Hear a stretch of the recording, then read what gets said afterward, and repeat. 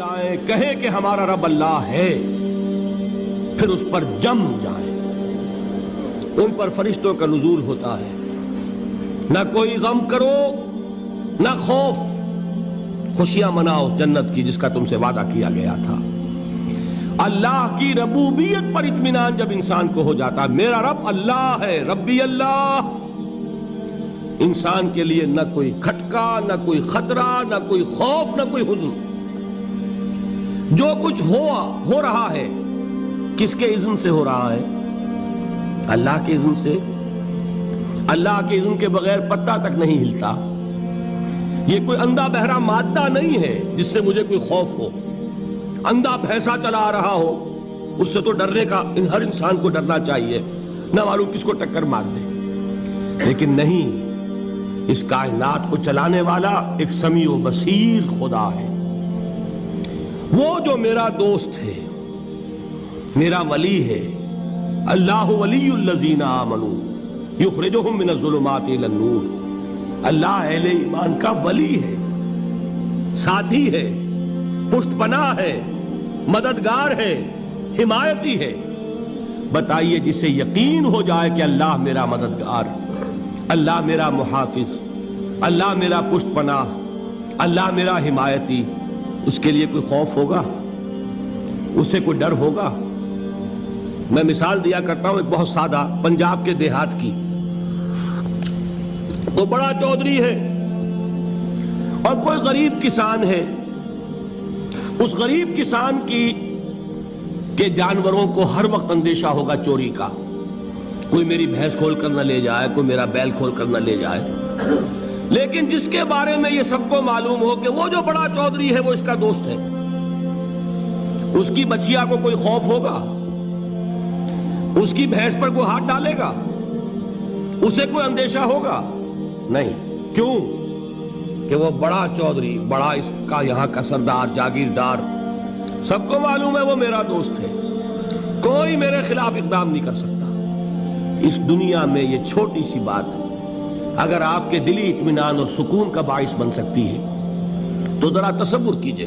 میں لفظ تصور استعمال کروں گا صرف اس لیے کہ اس کا ہم جس کو کہتے ہیں ادراک اور شعور کر نہیں سکتے، اگر کے ساتھ کر سکتے۔ اگر یقین ہو کہ اللہ میرا مددگار اور یقین ہو کہ اللہ ہر آن میرے ساتھ ہے، پھر کوئی خوف، کس کا خوف؟ کوئی شے اللہ سے بالا تر ہے؟ کوئی قوت اس سے زیادہ طاقتور ہے؟ کوئی اس کے ارادے کو بدلنے والا ہے؟ کوئی اس کی مشیت کے آڑے آنے والا ہے؟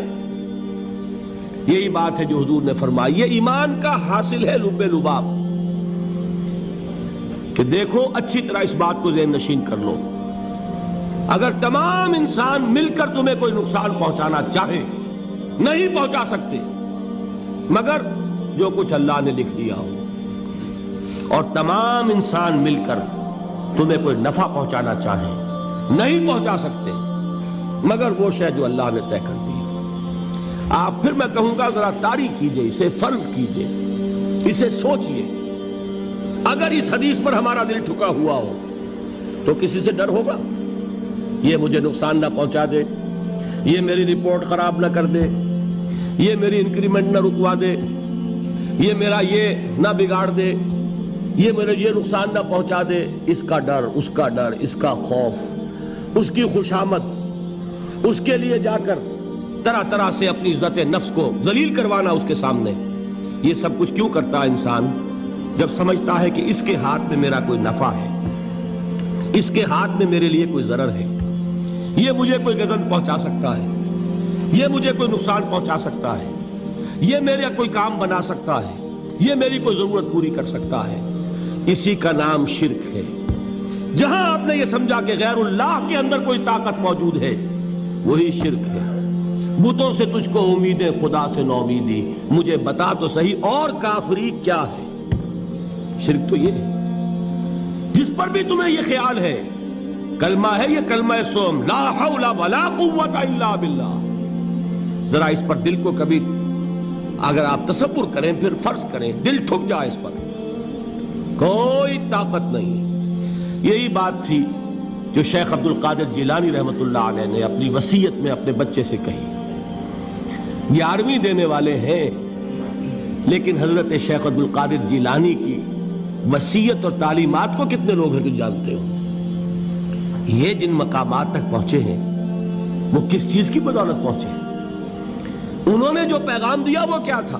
اے میرے بچے، جس طریقے سے قرآن مجید میں حضرت لقمان کی نصیحتیں جو ہے نقل کر دی گئی ہیں، میں یہ عرض کروں گا بالفرض اگر قرآن حضرت عبد القادر جیلانی کے بعد نازل ہوا ہوتا تو شیخ عبد القادر کی یہ نصیحتیں بھی قرآن میں درج ہوتی. اتنی اونچی نصیحتیں ہیں. اے میرے بچے، اس حقیقت کو ذہن نشین کر لے، لا فاعل فی الحقیقت ولا مؤثر الا اللہ. اس کائنات میں نہ کوئی فاعل حقیقی ہے نہ مؤثر حقیقی ہے سوائے اللہ کے. کسی شے میں کوئی تاثیر نہیں اگر اللہ نہ چاہے. آگ جلا نہیں سکتی اگر اللہ نہ چاہے. پانی ڈبو نہیں سکتا اگر اللہ نہ چاہے. زہر ہلاک نہیں کر سکتا اگر اللہ نہ چاہے. کوئی چیز فائدہ نہیں پہنچا سکتی اگر اللہ نہ چاہے. تو در در پہ کیوں سر جھکاتے ہو؟ در در پر کیوں جبیں سائی کرتے ہو؟ سب کے سامنے کیوں ہاتھ پھیلاتے ہو؟ ایک اللہ سے مانگو. ایک اللہ کے سامنے زمین پر اپنی جبین رکھو. لا فاعل فی الحقیقت ولا مؤثر الا اللہ.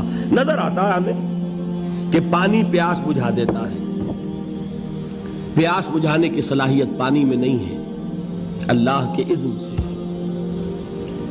کھانا بھوک مٹا دیتا ہے، بھوک مٹانے کی صلاحیت کھانے میں نہیں ہے، اذن رب میں. دیکھیے یہی یقین تھا. حضرت موسیٰ علیہ السلام کا واقعہ یاد کیجئے. سامنے سمندر آ گیا ہے، قوم دیکھتی ہے پیچھے کہ گرد و غبار کا طوفان ہے. معلوم ہوا کہ فرعون اپنے لشکر سمیت آ گیا ہے. لشکر جب چلتا تھا تیز رفتاری کے ساتھ تو گرد و غبار کا جو طوفان اٹھتا تھا اس کا تصور کیجئے. اور لمحہ بلمحہ وہ قریب آ رہا ہے. پوری قوم نے کیا کہا ہے؟ اے موسیٰ انا لمدرکون. اے موسیٰ ہم کو پکڑے گئے. قرآن مجید نے تو یہاں وہ باتیں نہیں لکھی ہے، لیکن تورات میں یہ درج ہے کہ بنی اسرائیل جھگڑنے لگے، دست و گریبان ہو گئے موسیٰ کے ساتھ. موسیٰ ہمیں یہاں مروایا لا کر، اس سے تو ہم ہی بہتر تھے. وہاں کھانے کو ملتا تھا، زندگی تو تھی، بیگار ہم کر رہے تھے، موت تو نہیں تھی. اب جو کچھ ہوگا اس کا تصور کرو، جس طریقے سے ہمارے ٹکڑے اڑائے جائیں گے. تو لڑ رہے ہیں حضرت موسیٰ علیہ السلام سے. یہ تورات کی تفصیل ہے. قرآن میں صرف اتنا آیا ہے، پریشان ہو کر انہوں نے کہا انا لمدرکون. موسیٰ ہم تو پکڑے گئے. اس وقت موسیٰ کا جواب کیا ہے؟ کلا ان معی ربی سیہدین. نہیں، میرے ساتھ میرا رب ہے، وہ راستہ دے گا.